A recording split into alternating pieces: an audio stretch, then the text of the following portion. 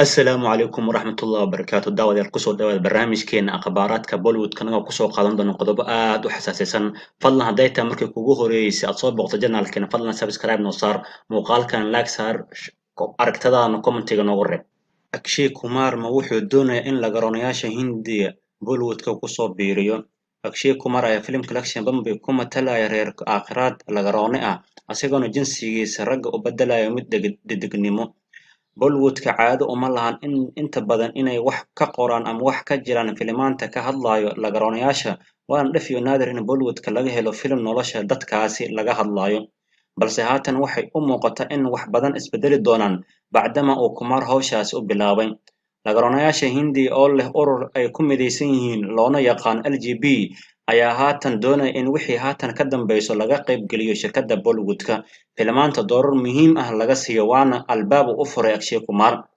Akshay Kumar ayaa haatan la isweydiinaya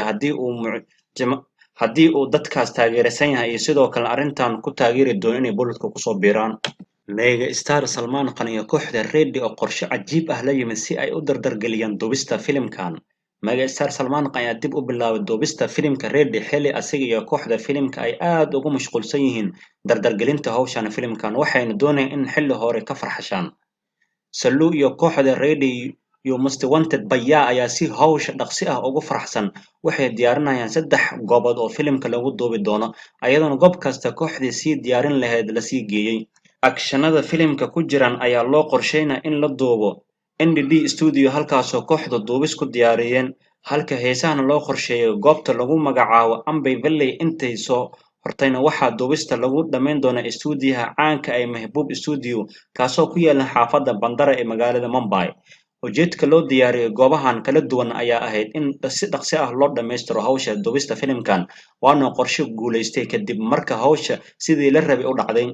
filimka Reddy ayaa waxaa hogaamiye ka ah Salman Khan waxaana soo saare ka ah Prabhu Deva ayadoo xusid mudan tahay in filimkan hawshiisa la hakiyay muddo 9 bilood ka hor ah sabab la xiriirtay fayraska COVID-19 wuxuuna qorshaha markii hore ahaa in la daawado Eid 2020 balse taasi ma aysan dhicin haddeertaan hawshiisa ayaa dardar xoog ku socda sidii loogu daawan lahaa mar dhow Golmaal team oo diyaar ah iyo xilliga la daawan doono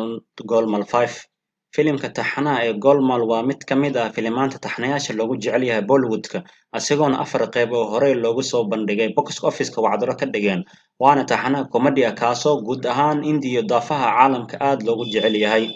Golmaal 4 oo la daawaday Diwali 2017 ayaa box office-ka ka noqday blockbuster asigoona soo xareeyay 205 karoor waana qaybtii ugu dambeysay ee taxanahan